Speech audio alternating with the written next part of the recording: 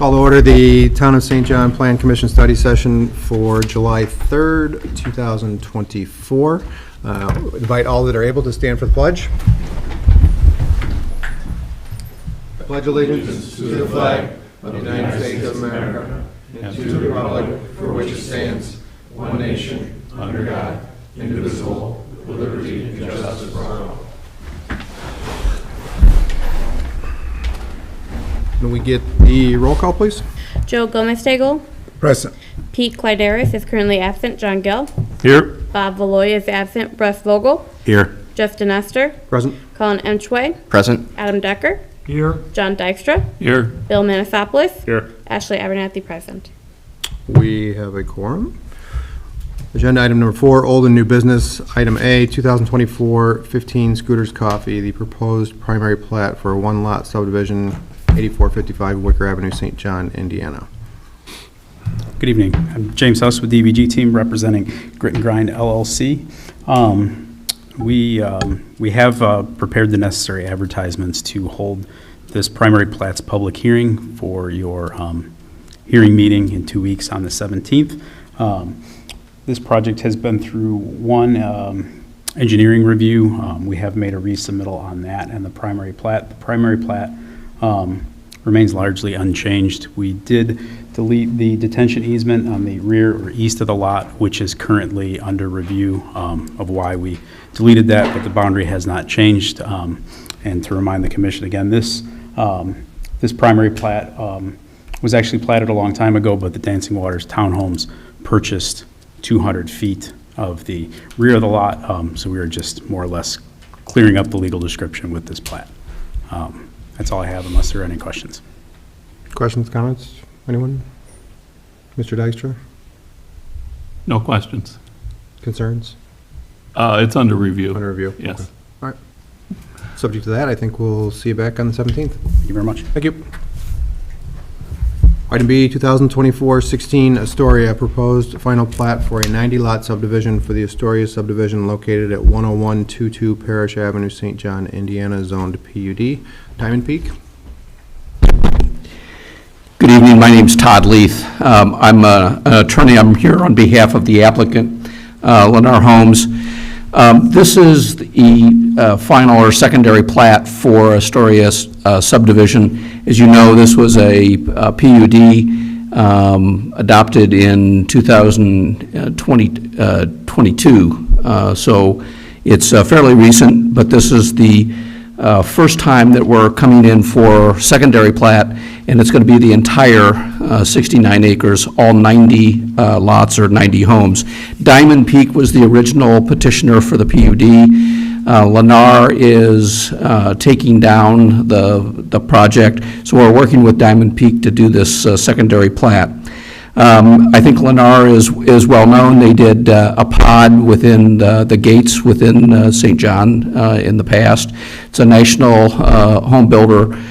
They currently have 7 active communities in Northwest Indiana.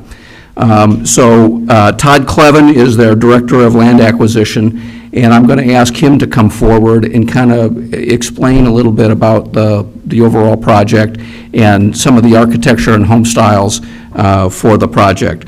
So he's got a PowerPoint. If we could ask Todd to come forward, and then we'll be happy to answer questions. Thank you, Todd, and good evening. For those that may not know me, and for the record, my name is Todd Clevin, Director of Land Acquisition for Lennar Homes. Our offices reside at 1700 East Schaumburg, Illinois, and I am a Crown Point resident. I reside at 250 East 123rd Place. I don't want to take up too much of your time. I do know it's a holiday eve. I do greatly appreciate the opportunity to be here, and it's great to personally be back in St. John. I spent the majority of my career with Mr. Hawk Development, well over 20 years, and I joined Lennar Homes 4 years ago with the intention Lennar was wanting to expand their footprint into Northwest Indiana, and we are touching a little over 600 homes now in Northwest Indiana with a goal of hitting 1,000 homes. Diamond Peak, coincidentally, actually was employed with them previous post-Hawk Development and before Lennar. Got a great relationship with that family, maintained it, and we looked at the Astoria project probably 2 years ago, decided not to engage, just due to other projects that we had on hand. The economy has since changed. I liked the Astoria project. They brought it back to me. We decided to enter into a purchase agreement, which we have, and finish out the entitlements. As you know, the final plat is purely a ministerial procedure. However, I want to be completely transparent with the board. I'm excited about coming back to St. John, and hopefully it's not my first and only one here. So I just want to be transparent with you of what's taken place with the acquisition and what we intend to build. So I just got a real quick PowerPoint that we'll walk through and hopefully answer any questions that you may have. Go ahead, next slide. So the leadership team, as I mentioned, myself, we have Luke Fricke. That name might sound familiar. Luke was previously with the City of Crown Point as the assistant planner. Just hired Luke about 2 months ago as our land entitlements manager. We have Todd Leith, our attorney. Rich Olson is our landscape architect. That's a very well-known landscape architect throughout the region. And then well as our engineer, Madeline Lamar. And those two were not able to be here this evening. But Madeline, we have taken this project and basically reinvented the wheel, crossed all the T's, dotted all the I's, and made sure that it does work for our vision. Next slide, please. The Astoria, for that, maybe those that are not familiar where it resides, it is tucked away in the gates of St. John. You have 231 on the south, you have US 41. This is the major gates of St. John community. This was the 69 acres that was kind of developed around, owned by Dale Huseman. Also, we have met with Mr. Huseman because he is going to be our neighbor, and we do have a great relationship with him as well. Next slide, please. This is the concept plan. As you can see, it is impacted heavily by two major easements. We have two subsurface pipelines. That's what you see on the north side, bisecting it diagonally. And then we also have the high tension line to the south. It is rather confusing looking at it on paper, but when you actually stand on the property, it's a nice piece, and one of the reasons why we decided to go after it, because all these home sites will pretty much back up to open space. Next slide. This is the plat that's in front of you this evening for discussion to be in front of the July 17th final hearing. And let's stay right there for a second. As I indicated that we pretty much reinvented the wheel, we do all of our due diligence, and this particular community does have access across that high tension line. I wanted to make sure that we are able to improve that. We did successfully, with the town's help of putting us in contact with that new entity. We're working with them. They verbally gave us permission to cross that easement with that road. We're going to work on an agreement, as well as we have agreements in hand to cross the pipeline. But one thing that we learned, as you know, those lattice towers were replaced last summer or earlier this year to single poles. Those poles are now 150 feet tall. They have a fall zone of 150 feet. They indicated that it's not a restriction, but we wanted to make sure that we were careful with that. So we actually, from the plat that was in front of you 2 years ago, we removed one home site and turned that into an outlot, because that particular home site did fall within that 150-foot fall zone. So now we're going to have even additional open space. But due to the 80-foot minimum, we were able to take a couple feet from a home site here and there, and we still have 90 home sites. It's just been a little bit reconfigured. Next slide. This is your typical lot detail. Again, I would never really go through any of this. This is just a ministerial procedure, but I have it all in here in case you have any questions. We do have a 30-foot building line with the side yards that all meet the PUD, and we're still compliant. Next slide. And as you probably remember, there was a park proposed also in the vicinity of those overhead tower lines. This is an old picture showing the lattice overhead tension line, but that is a single pole structure today. We do intend to build that park, and we also intend to build that walking path per your master plan, just installing another segment to hopefully one day complete that entire traversing path from your boundary to boundary. So we do intend to install that and amenitize it with benches and landscaping. Part of your final plat requirements do request us to turn in a landscape plan. I emailed that to you today, so that'll be attached for the final hearing as well. Next slide. This just is a slide showing the open space that I talked about. Again, the easements are kind of discouraging, but you really don't see that when you're in person, just on paper. So we do have some premium home sites out there that we feel that we're going to capitalize on and hopefully build through this in a pace of maybe 4 per month. Next slide. Project history, as we indicated, it was originally approved in, I think, in January of 2022. The original owner, original petitioner, did get an extension on the primary plat, which is good through December 7th, 2024. And then we're going to have this evening for the workshop, and then the final meeting would be July 17th, 2024. 69 acres. This one does have a density of 1.3. It's probably one of the lowest density communities that I've done in my 29 years. But again, I like the town. It was a quick entry into St. John, and hope to do more here, so we decided to go after it. This particular project does have over 46% open space, which is very unusual as well for a residential community. Next slide. And we are going to be in compliant with your PUD that was approved back in 2022 with all of these restrictions that go along with it. And these are just the key factors. Next slide. This is the last topic that I want to speak about. Again, we are going to comply with the PUD, with all of these restrictions, the square footages, the brick requirements, so on and so forth that are spelled out. The only thing that I want to be transparent about is it is not the houses, the homes that Diamond Peak originally presented. We do not have rights to their architecture, nor could we build their architecture. Being a nationwide home builder, we have our own series. We are bringing in what we call our landmark series. It is not our most affordable one. It is the higher end. We're currently building it in Valparaiso and in Crown Point, and I'll go ahead and show you some of those elevations. Next slide. So we are currently offering 5 models. This is the Brooklyn, and you can just kind of click right through these. As you can see, they are aesthetically pleasing. I believe that we built a few of these in the gates of St. John as well. This is our Galveston, the Richfield, the Riley, and the last one being the Ontario. These homes will start, I think our lowest model starts at $540,000 and the most expensive one is at $580,000. One thing that Lennar is doing, I'll end the presentation on this, as the interest rates ticked up, we were all deer in headlights. Those of us that lived through the recession, we were thinking, well, is this the next one? What are we going to do? Lennar paused for about a week and a half, and then we decided that we're going to build through it. At that time, we were just taking huge price incentives, cuts off the original prices, but we did not want to lower the all-around market value of the home. So what we decided to do, we do have our own mortgage company as well, so we are buying the rate down. Anybody who buys a Lennar home today gets it for 4.99% for a 30-year fix, and that's actually allowing us to move through this and continue to build through these unprecedented interest rate times, I'll call it. Next slide, I believe that should be the end. Yeah, so thank you. So with that, I know I spoke fast. I want to get you guys home. Appreciate your time. I'm open to any questions. The only difference between then and now are the homes that you see in front of you. Thank you. Anybody have questions, concerns? You have a dog in this fight, Mr. Dykstra? First review of the plat was finished on 6/19. We're awaiting a response. From our engineer? Okay, I'll follow up on that. Yeah, I write a formal letter that requires a response. Okay. Yes. We'll make sure we respond. I know our engineer's out of the office this week, but I'll make sure I follow up with her this evening and get that over to you. Yeah, I saw some comments response, but we didn't get a revised plat. Okay. Yeah. Okay. I think that went to you, right, Ashley? But maybe the engineer wasn't copied. We'll take care of that. We'll get that over to Okay. you. Appreciate it. Thank you. Thank you very much. Thank you.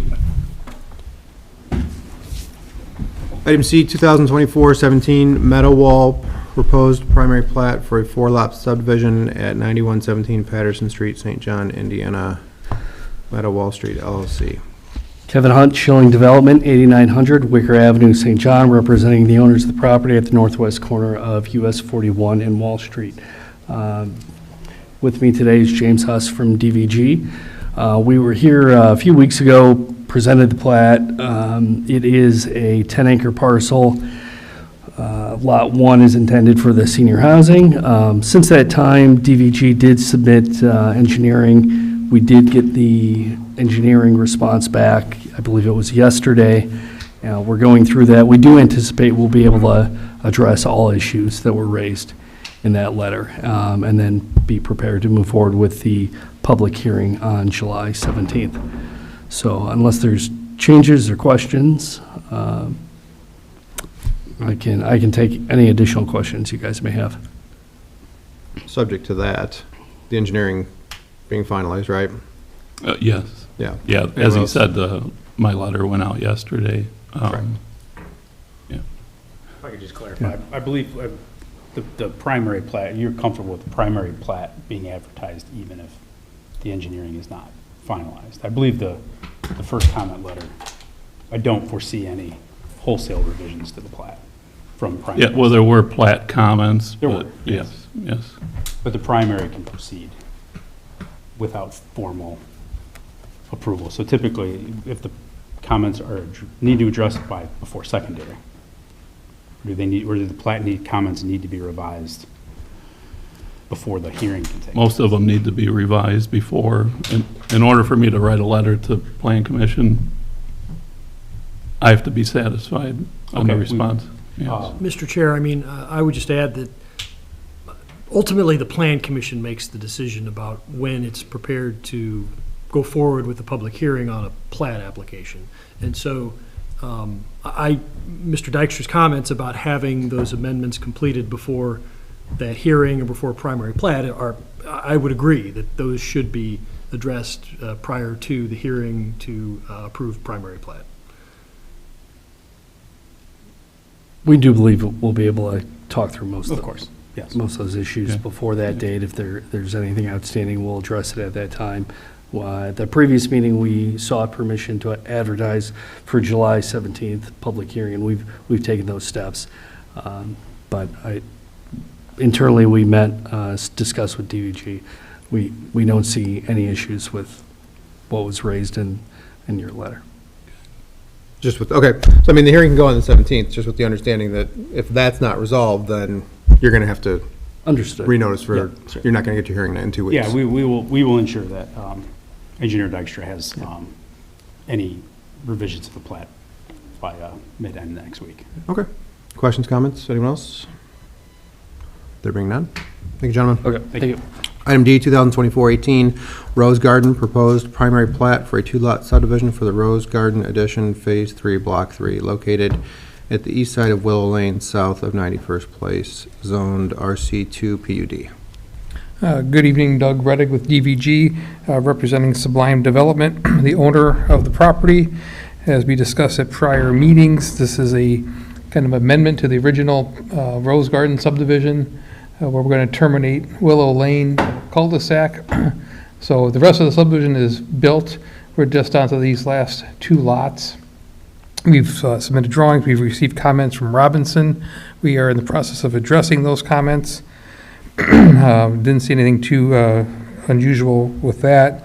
But I am, at this hour, I'm quite sure we're not going to make our advertising deadlines, so I don't think we are going to be ready on the 17th. Trying to get things to the newspapers didn't work out as planned. So we'll be back, but I don't think it's going to be in 2 weeks.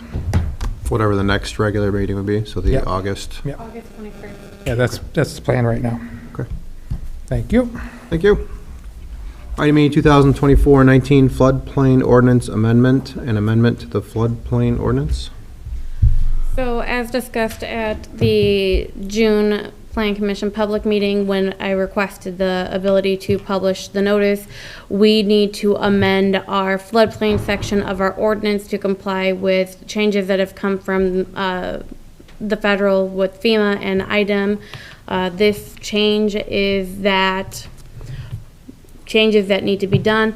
This has been prepared by Attorney Adam here, and I don't see any additional changes that need to be made. Adam, are you comfortable with your work? I'm just kidding. Yes, I can't recall the last time I was referred to as Attorney Adam. But it put Okay. a smile on my face. No, the ordinance has been prepared and presented, and Ashley's comments are spot on and correct, and so I think we anticipate having the public hearing.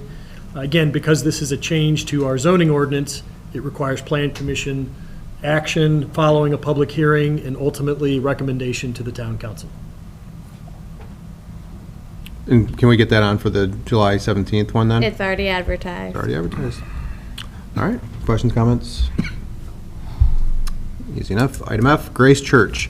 Presentation of the proposed one-lot subdivision and site plan for a new church located at 12809 West 109th Avenue, St. John, Indiana, Zone C2. Grace Church, the owner.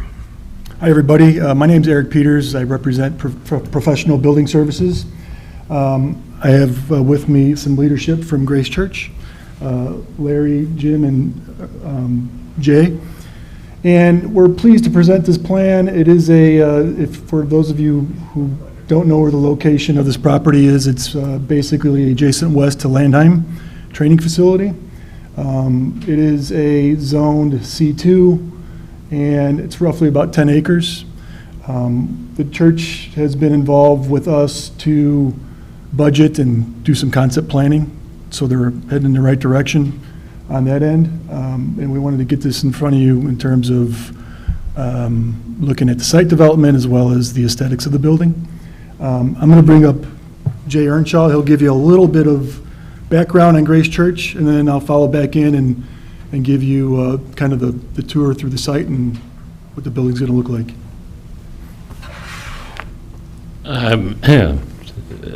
Don't know exactly what kind of detail you'd like to have, but Grace Church was planted, a church plant idea that came out of a church in Lansing, Illinois, First Reformed Church of Lansing, 150-year-old church building and congregation.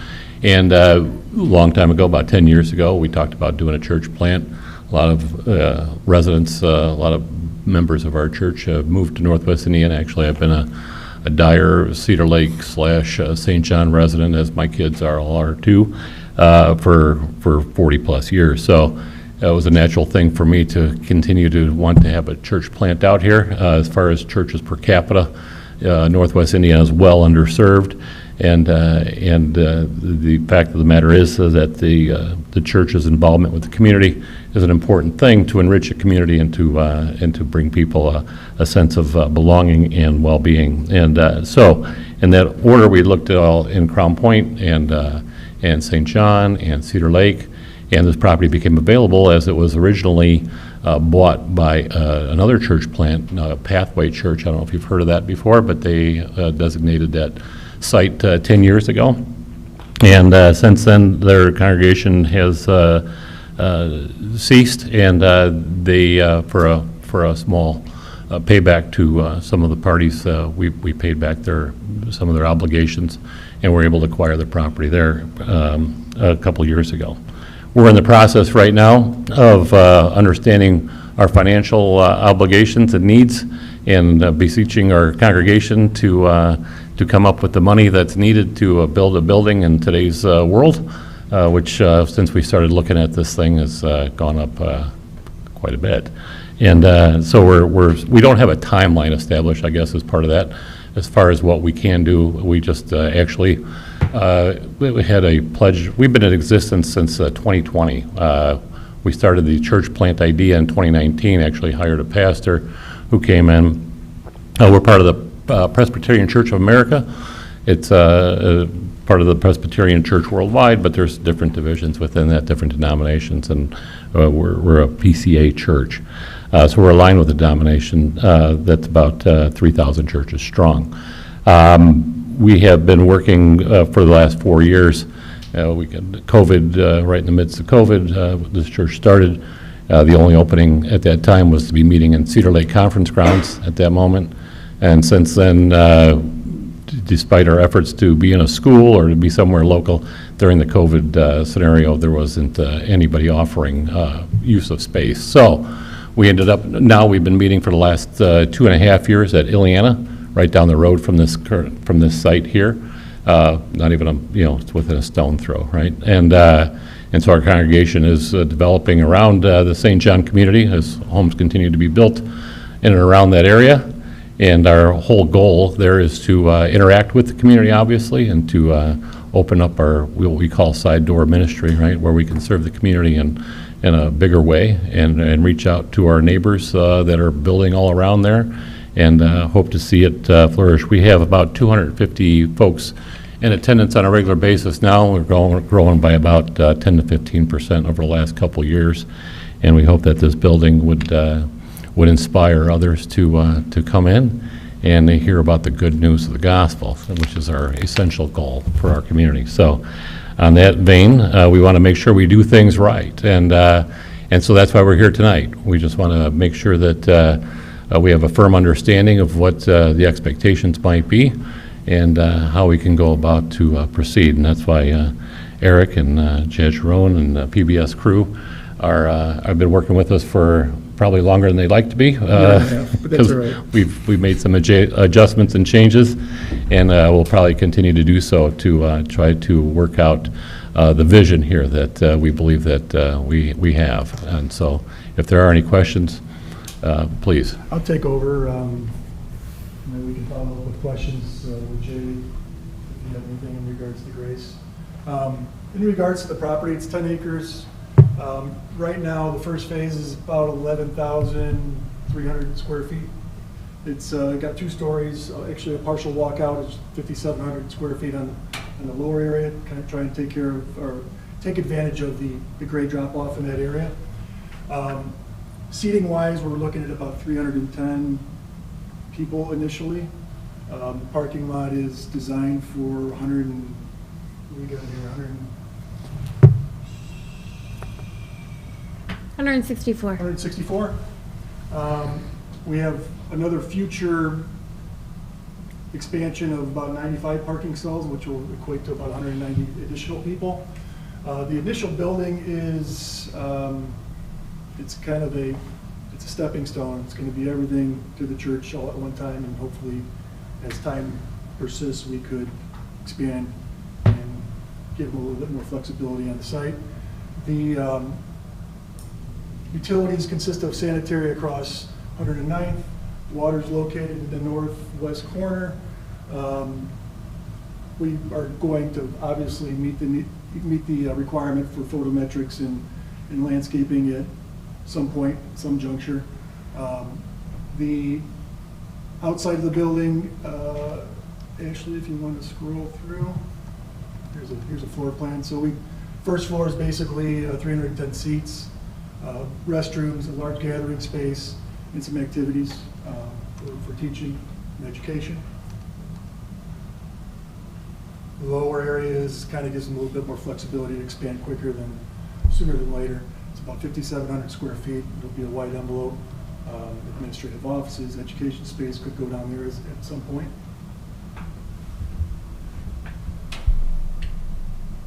This is kind of a master plan. Again, expanded worship for about 190 more seats. It'll be a tiered type of worship, like stadium seating, so to speak. The lot coverage of everything, total master plan, including building, master plan, and parking lots, is about 49%. So we can flip through.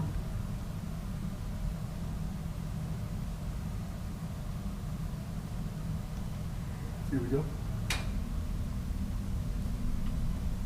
The outside aesthetic-wise, once it starts loading here, consists of exterior insulation finish systems, a combination of brick and limestone. It does have some LP engineered siding, reflective glazing, and some accents in terms of sunshades around the perimeter, which are aluminum. The roof structure is primarily flat, makes it easier to expand later on.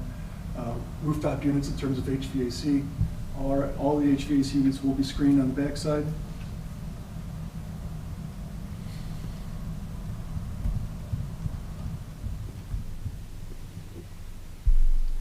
Just some elevations here. We kept the north elevation, which is really a non-frontage elevation, a little bit more planar for more future expansion capabilities quickly off that side. It's kind of a master plan with the red being more of additional parking at some point. Again, taking into consideration all the lot coverage requirements of the C2. That would be the initial plan. We're looking at a full access off of 109th. We haven't done anything. We probably would work with James over there and his company, do traffic studies, and work with the Lake County Highway Department on those accesses. Also, we would be providing a sidewalk to nowhere, basically on each side, for future connectivity for pedestrians.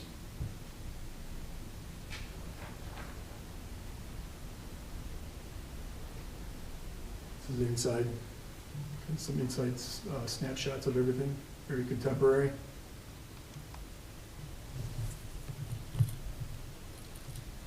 In terms of on-site stormwater, we have an on-site detention pond, either wet or dry. We haven't really figured that out yet. Everything will be handled on-site, drained and restricted. Building will be fully fire suppressed. And, of course, sanitary sewer extension out to 109. With that, I'll take any questions in regards to the site and building. Or if you have any questions for Jay in regards to Grace Church. Any questions, comments? Knowing when people come up here, the traffic is going to be the biggest, one of the bigger complaints I think that you're going to hear as far as, because it looks like there's one way in, one way out, right? It's a busy road already, so, that's whatever we can do to lessen that impact as much as possible as far as, pulling in and out of there. Left turns out of there are probably going to be a nightmare, just like they are on White Oak and everywhere else. So that's one thing I would be mindful of as far as this project goes forward. So thank you for your time. Anyone else? I guess you said it sounds like the timeline's a little bit in flux at this point, so I think we'll wait to hear back from you. I think best case is spring of 2025. If things work out, we would like to break ground, but we got about 120 days of design work and coming back to the Plan Commission, make sure we get all the approvals here. But yes, it's a moving target at this point. But anyways, we wanted to make sure that you guys saw it before we start any sort of official proceedings with the Plan Commission later on. Appreciate it. All right, thank you. Thank you.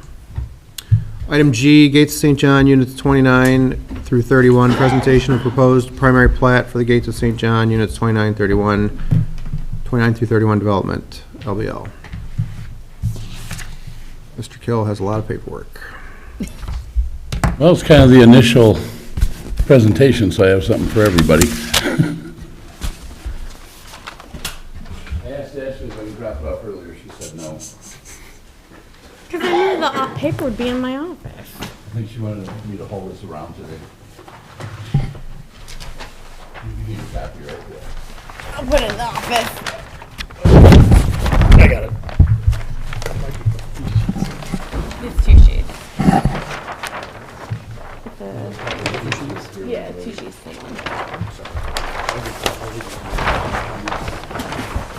Hope you fold it if you need.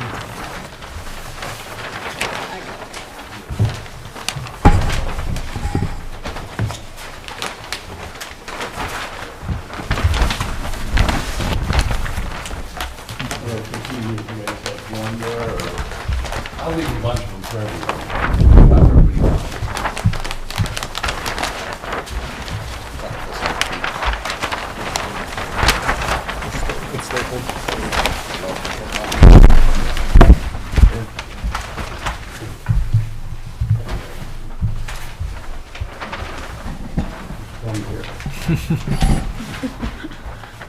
Thank you.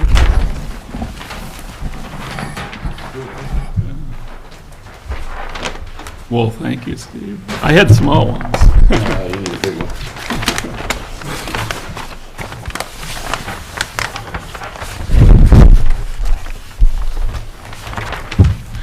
Justin, the first thing I'm going to go through is going to be the general layout.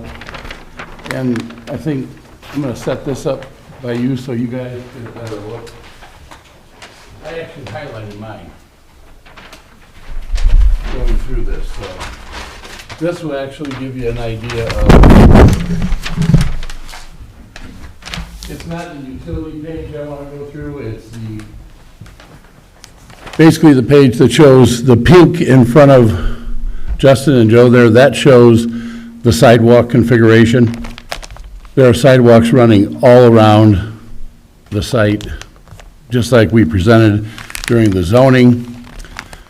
We met with the staff, and you'll see there's going to be a streetlight configuration on what would be the south side of the road by the residential. We left the commercial alone for right now, because each commercial structure has to not only go to the town council, there has to be a site plan approval at the Plan Commission too, for the road cuts, traffic patterns, the additional parking that's going to be put on the sites and things like that. We are planning on having a fountain in that wet pond, and it's a lot easier to see on my color drawing there that kind of how it's gonna look. So we're gonna do that. You'll notice that on each of the entrances that we have planned on 231, provided NDOT approves that, which I don't see any reason why they won't. It was suggested, and I'm going to go ahead and give John credit for this one, he suggested this one, and the chief of police really liked it. When you guys go to other similar, we're trying to create a downtown Main Street feel. You'll see, like in Carmel, when you go downtown, you'll have those raised traffic calming sections where people walk. We want to install those to make sure that we have, At the crosswalks in there. so we have the designated crosswalks. And what the chief recommended was that we put in the middle, the center one, we put a four-way stop, and then just put yield on the other two, is what the chief recommended to us. So it's kind of a work in progress. Justin, I know that I think you have the one that I wrote the traffic stalls on, how many parking spots we're going to have, not including what's on each commercial site. So we're going to have more parking than any, well, more than Strax and Target.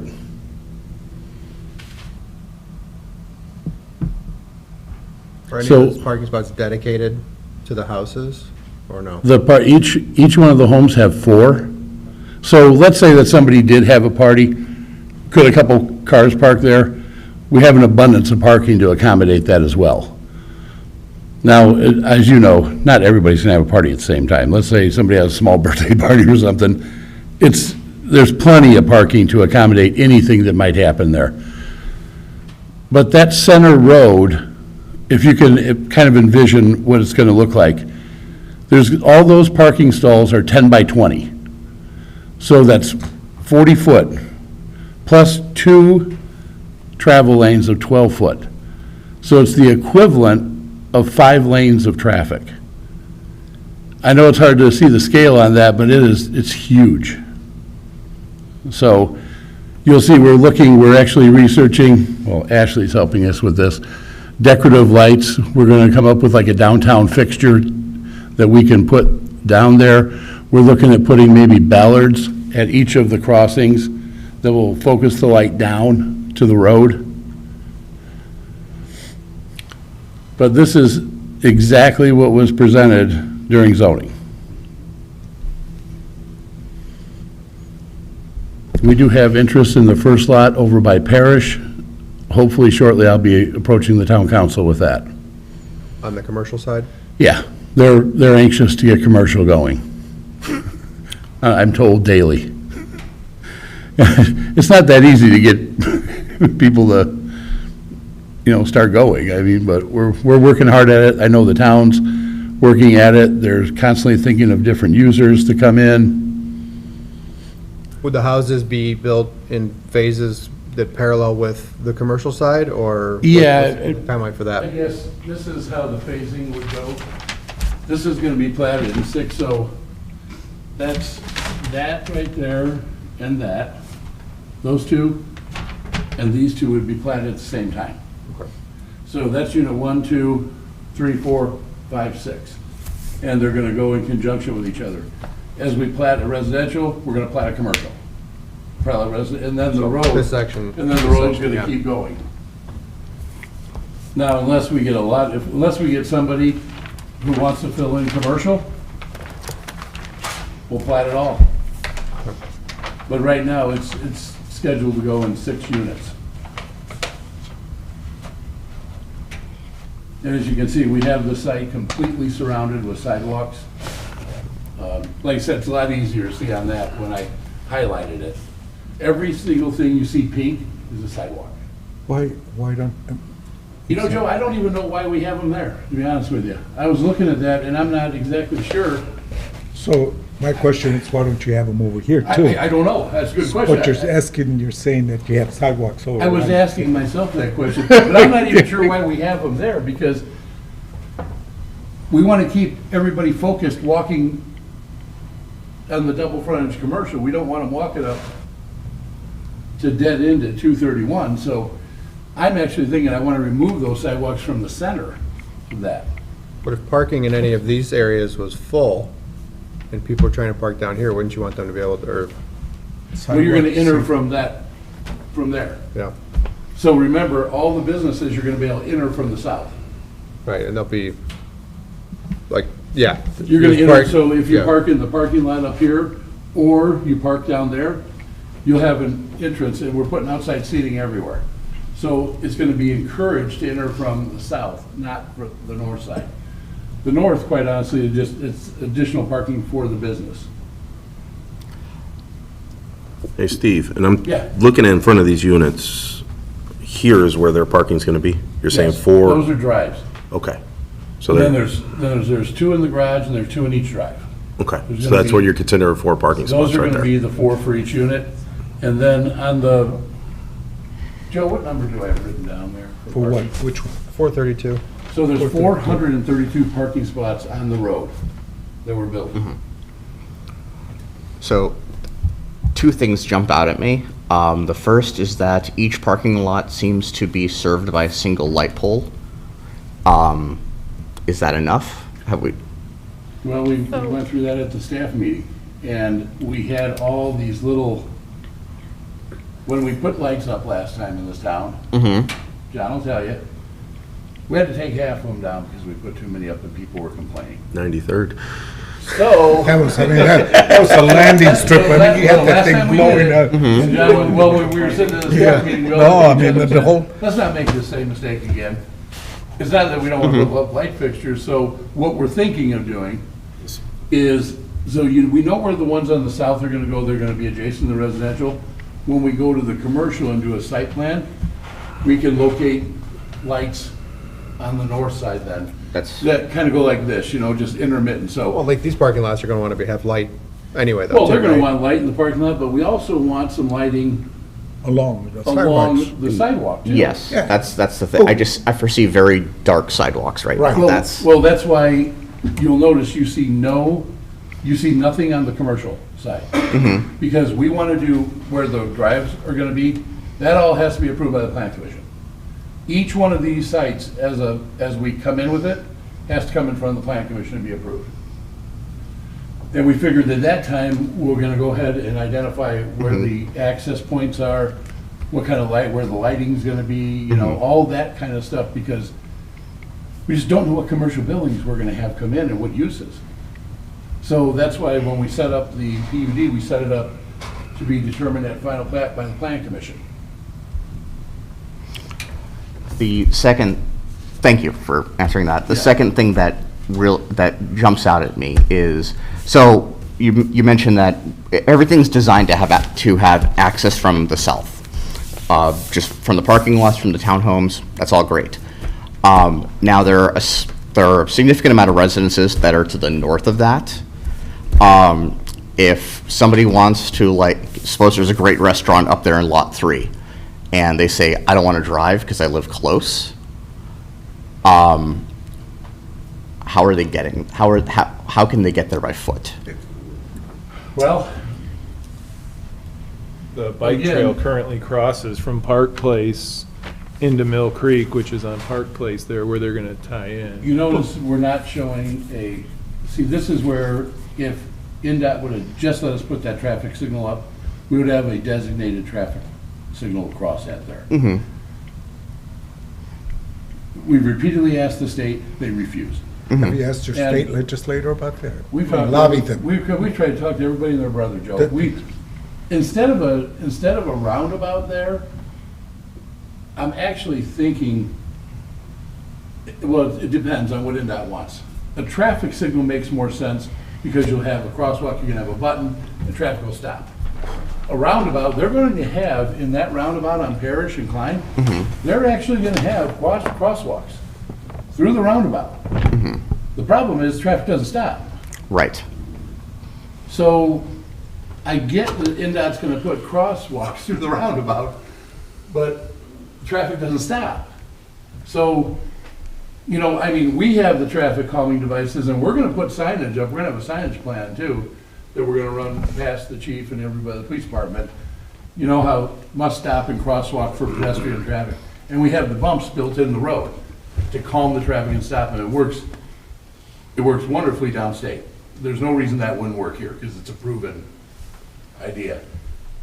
I mean, if somebody wants to come from the north, my suggestion would be right now is get in your car and drive there. Park in one of the 432 parking spots. You first, and I want you to help me out here. You say you want this to be more like a town, but now get in your car and drive over there. Well, The people want to walk. Until the state of Indiana Right. does something to help us, I don't see a choice. Well, then, I'm not trying to be No, but I tough mean, about it's this, INDOT. but- I want it Right. walkable. That's what You're talking yeah. about INDOT, okay? That's state.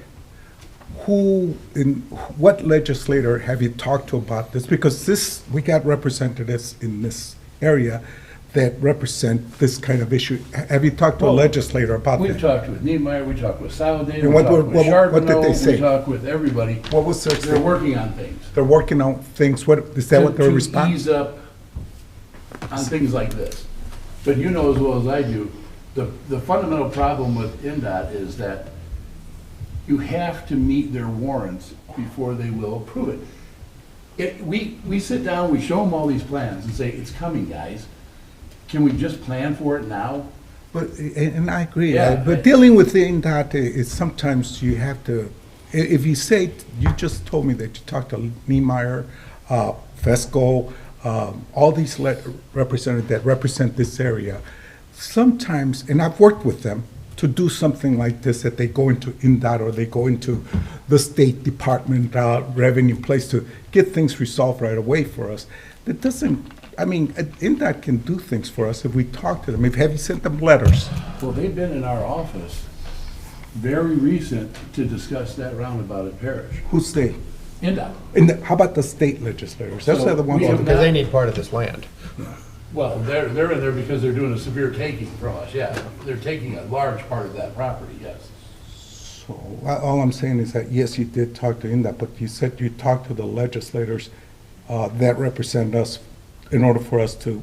And we're asking them to talk to the State Department. Right. It's not just, we were talking about NDOT, IDEM, different, all Right. the state departments. To help us, To help you. relax some of the regulations to maybe get these things built ahead of time, you know, and not, would not wait till there's 20 accidents and then it warrants, let's be a little more proactive. So in that same sense, do you have written letters that you sent them in I do regards not, to that? no. Okay.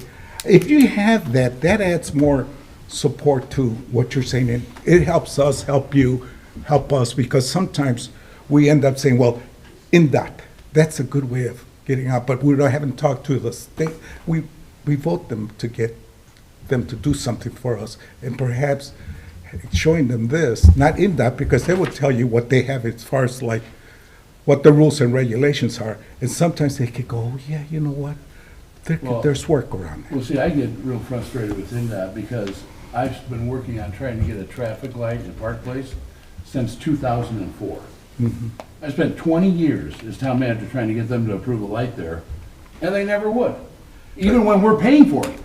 We said, you don't even have to pay for it. Lawton was paying for the light. They gave him his bond back. Didn't even hold his bond.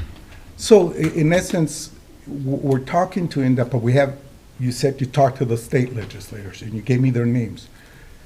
If you would write them a letter, because I'm just saying that because, you know what, you're tying our hands, and we say, well, they're saying INDOT. Well, that's it. That's as far as we can go. We can't tell you to go and talk to them. I mean, if you want to lobby to them and have them help you, help us, help them.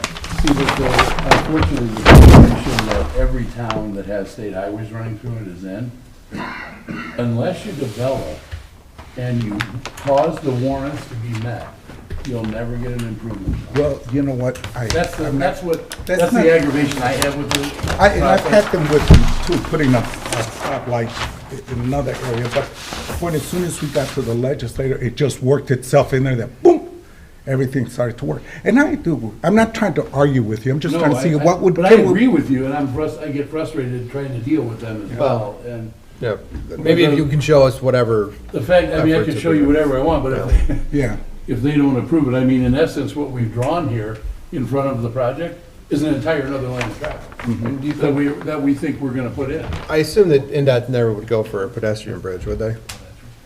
At Park Place, I mean, because that would be okay, Yeah. right? They could give it that downtown feel. Yeah, that's exactly, I was thinking like, agree with if you. you can't do a crosswalk, then there, like, every regulatory body that I've worked with in terms of building things has always been open to finding some way of, Problem is how tall it would have to be, I'm sorry. Yeah. well, how tall it would have to be, Yeah. but there's like, what other ways are there of achieving this beyond, It doesn't have to be so tall. beyond a crosswalk? And Well, that's why my thought is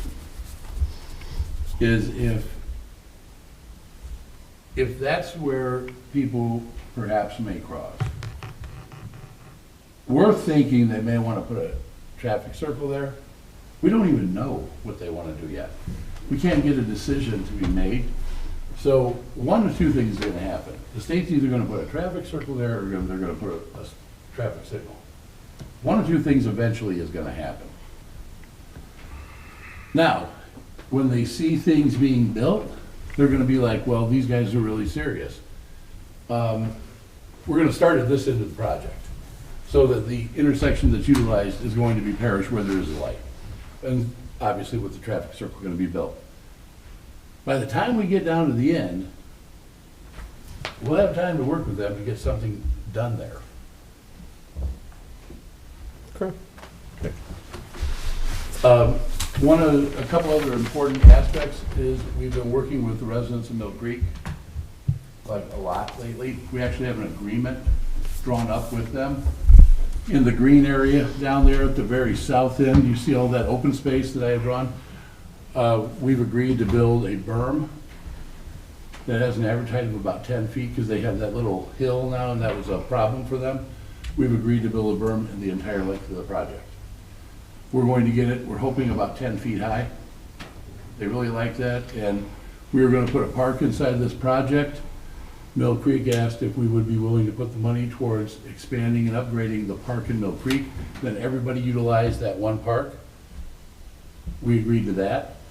So the Mill Creek residents now, we actually have that reduced to writing. So as soon as that agreement is approved with Mill Creek, they'll actually probably be here at some point to talk to you as well. And let you know that we've reached an agreement with the subdivision behind us. More supportive of the project than they were at the hearing. Quite a bit. Well, now that they're getting the berm they want, they're pretty excited about it. Oh. And their park, we went and looked at their park today, as a matter of fact. Wood chips, it's a mess. The kid timbers, it's just not good. We're going to tear all that out, put new safety surfacing in, expand the equipment, put new stuff in. Okay. And it's outlined in the agreement, so, just so you know. That we've will been help working with Mill because Creek, yeah. that was, their concerns were, well taken, but they were organized in their presentation to us as far as what their Yes. concerns were. So any efforts on your part to address those certainly is helpful too. Well, and then because we are working with them and we're actually doing the things that they would like us to do, they're actually, Matt indicated that they would be an advocate for the project, which would be nice. That would be amazing, but we have reached a tentative agreement. They are reviewing it right now. We've reduced it to writing for them. And I have one more question for Attorney. When we last had our public hearing, I believe you mentioned that with in regards to the commercial, that having the town have more or less editorial control over what goes in the commercial was something that had been unheard of in your experience. Have we gained any clarity onto how this relationship would work? I have not. It's, I have not. I believe the PUD plan called for a 10-year period. Beyond 10 years, then there's no town control. I think then we simply rely on the zoning ordinance for possibly, I mean, again, it's zone PUD, so it's, I don't have an answer. No, I don't have any further clarity. We put in the docs, Adam, that if after 10 years, let's say nothing happens in 10 years, right? then the uses that would be allowed would be revert to the C2, would revert back to the zoning ordinance for the uses. So, To a C2? to a C2 zone, yes. Okay. So then we're relying on the zoning ordinance, and it would be more of a traditional, you know, application process. And how it was zoned before at C2, correct? I don't recall if it was zoned, what it was Didn't it zoned. go from C2 to C2. PUD? It did. Yeah, C2 to PD, yeah. so it basically would revert to what it was. Yeah. Like I said, I'm bringing the first building into the town council shortly, so we do have interest in this, and I'm hoping, it better not take a decade. I do not want it to take a decade to do this. But to address your question, during those 10 years,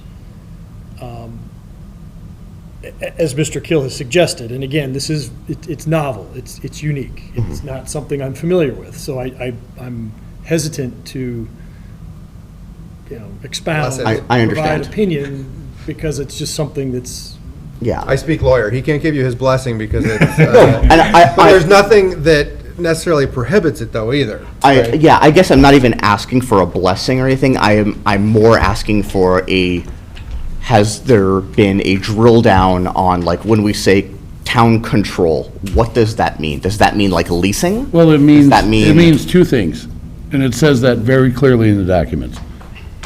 Before I bring something to the plan commission, it will go to the town council in some form or fashion, whether they sign off on it, they do it at a public meeting, whatever they want to do.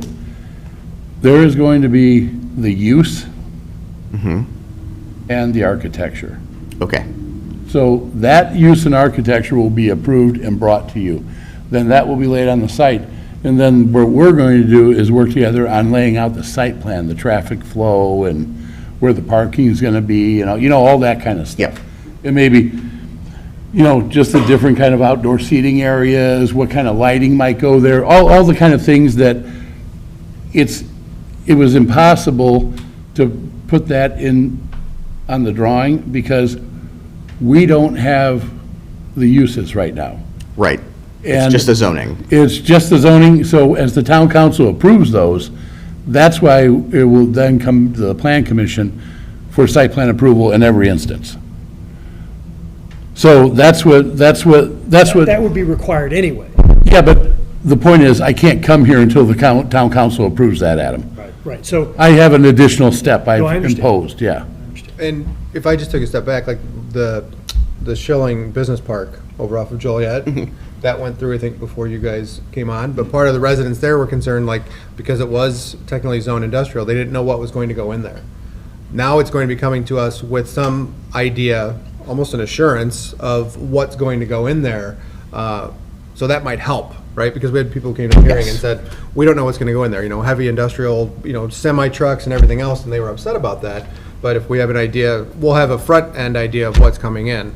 So that might, from the public's perspective and how we're proceeding, that actually might help us in the decision-making process. And I hope that, the whole idea was to try to build like a little downtown area here for St. John and give the town, not just theoretically a say in what goes on, but the say in what goes on. Meaning, hey, we got a certain look we want as a town. This is the architecture we want. These are the businesses we'd like to see. Let the town council, let the town council approve that. That's a true partnership. It's not just one-sided. We have to cooperate together. And that's what the whole premise behind it was. And when we discussed it with the council, and we discussed it with Joe, Adam Svetnoff, there was no prohibition on this, albeit this is fairly unique, like you said. There's no doubt about it. But just because, the reason it's unique is because there is no developer on this planet, no commercial developer that would ever give the town control over their development. They wouldn't do it. They will tell you what uses they'll give you uses that are not allowed, but they would never let the town pick the uses. We're turning that around. We're letting the town pick the uses and how the buildings look. So that creates a true partnership with the community. There's no question about it. I can't come back to you unless town council signs off on it. And if people of the town don't like it, then the town council is accountable for it, too. Yes, that's all I was. Well, the elected officials are accountable for. Yes. My point is, Yeah, absolutely. my point is That's it, yeah. 100%, Yeah, 100%. and that's all I was looking for. Thank you. No, I mean, it is unique. I know it's, but there is no commercial developer that I've ever worked with for over 30 years, running towns and cities, that would ever allow the town the authority to pick their businesses, because they would fear, the fear would be that nothing would ever be good enough and nothing would ever be allowed. That's why they always default to the zoning ordinance, what the approved uses are. Yes. So I have one more, the other sheet. Can't see it. Oh. I don't know if you want it. This one is a lot easier. This is more of a public, I guess this would be more of a public works thing.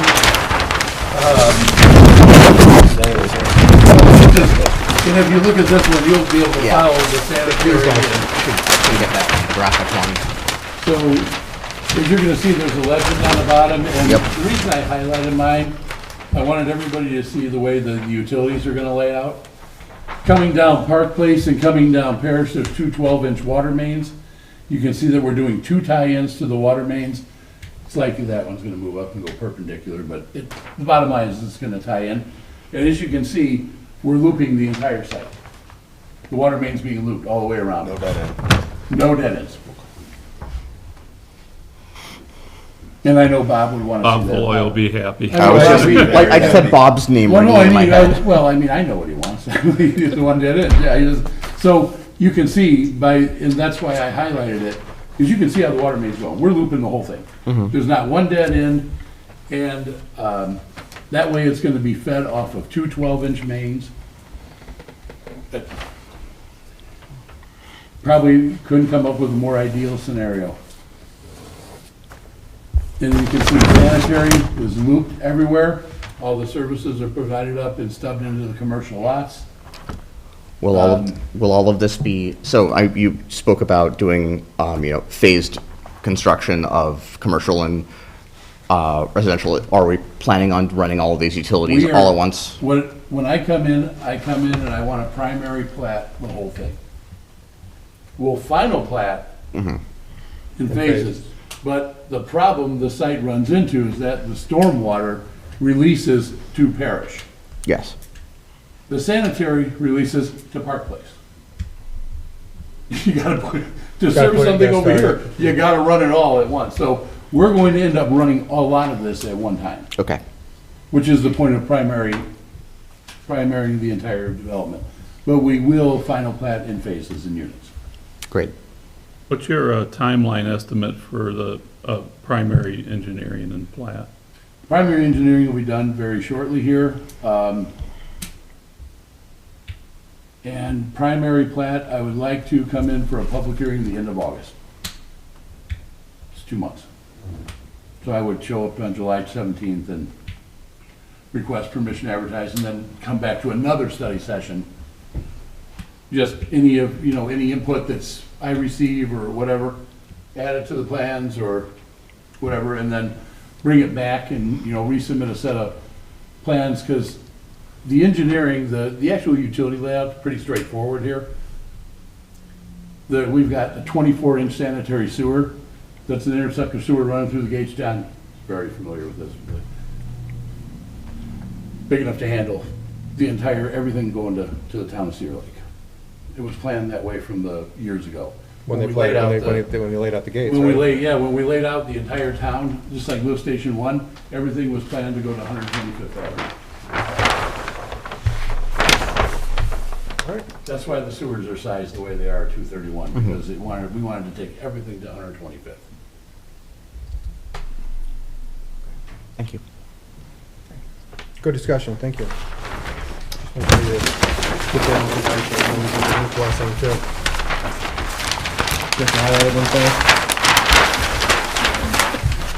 I know Jesse's gonna look at it, like, man, I like these highlighted ones. One of the first times I've enjoyed being chairman, I get to have the highlighted ones in front of me. Well, actually, this is the first time he's actually commandeered my highlighted drawing.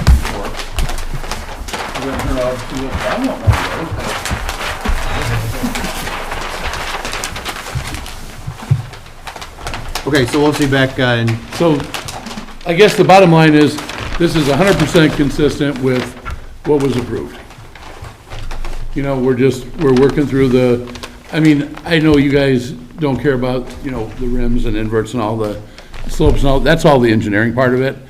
I just wanted to make sure the plant, you saw that everything was looped and all that stuff was taken into consideration, so. appreciate it. We will see you back in 2 weeks. Okay, everybody have a nice 4th, thank you. Item H, Little Rascals Daycare, presentation of proposed zone change to C1 zoning classification, primary plat for a 2-lot subdivision and site plan for proposed daycare center at 16041 Tyland Street, St. John, Indiana. Nice shot to see you there, Mr. Prince. In case you want to have a handout. Thank you.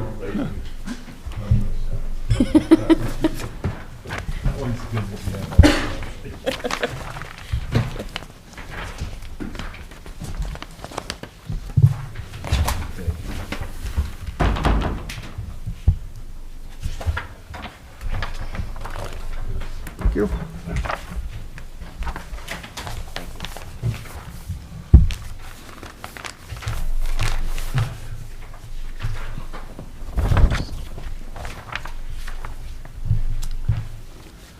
The one Ashley, I'm sorry, Nick Georgiou, I'm with Region Contractors Design Build, Griffith, Indiana. We're representing the owners on the proposed purchasers of this 4-acre parcel on Thielen Street between the railroad right-of-way to the west and Hart Street to the east. The property is currently Zone I. It's part of the original industrial park to the south, we believe, or what was there in the zoning ordinance. First step for us will be to propose to rezone it. We had an initial meeting with the town manager and John Gill initially, and we had our pre-application meeting Monday with staff. Primary motion for us will be to get the property rezoned from I to C1. The proposed use is for a daycare facility, and in the C1 zoning, that's an allowable use. The plan that you see up there, although it's, and the one I just handed out, it's maybe it'll be a little clearer, the one that's right here, excuse me. As you know, the property, it's the current Little Rascals facility on the west part of the property. On our site plan, which are not shown clearly in that one, the far west building is the Little Rascals site. Then you go east, there's an existing farmhouse that's, I think, a rental. A couple of outbuildings on the property also. Ultimately, in this development, that'll all be demolished and go away. So the way the project is being proposed is that, to create a commercial 2-lot subdivision, rezone it from I to C1. And then the initial project will be approximately a 6,800 square foot, 1-story with lower level daycare facility, which is in the center part. When we had our meeting with the staff, where we show a future building to the east, that will actually be an expansion and attachment because we're only allowed 1 building per lot. And that, if the plan goes forward from the operation of the daycare, they're looking at that more as like a K-5 academy as an expansion of the daycare facility that they have now, or will have in this one. There's a few civil site issues in our package that you actually have in there. We're just getting our final topo information. I included the information from GIS. There's a floodway and floodplain on the southeast corner of the property, which we're well aware of. Our partner team, James is here from DVG. They're working on the civil site. They just are completing the topo survey on the project. And we will look to keep moving forward. The drawing in the middle is actually the DVG as-built. You can see all the improvements, driveways. It's a pretty hodgepodge of what's out there because those buildings are many, many years old, decades old. We have a couple issues that we identified in the pre-application conference. We're sort of in a unique part of town. We have a street with no curbs, there's no sidewalks, There is utilities, fortunately, on Hart Street that'll be able to supply and furnish for the site for utilities, for sanitary and water and sewer. The detention will be on the south side of the site. So part of our discussions as we evolve with the plan and come back to you is talk about sidewalks, curbs, right-of-way. In fact, this Sealand and Hart both have narrow right-of-ways. In fact, we brought that up in our pre-application conference, whether the town would seek any additional right-of-way at this point in time or not, for, at least for your consideration.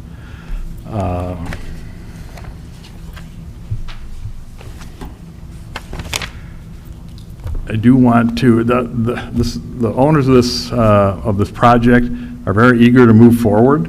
We've actually submitted today, which is our deadline to Ashley for the rezone petition.